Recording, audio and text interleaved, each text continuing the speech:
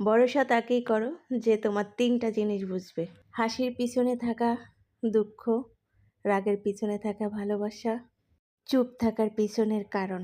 মানুষের মতো চেহারা হলেই মানুষ হওয়া যায় না।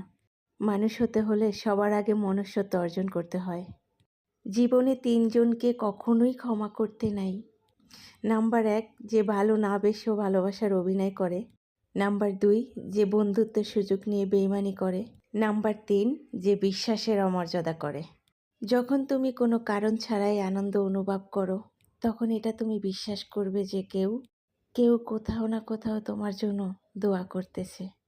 এই পৃথিবীটা এমনই, বেশি গুরুত্ব দিলে অবহেলা করবে, আর গুরুত্ব না দিলে বলবে স্বার্থপর।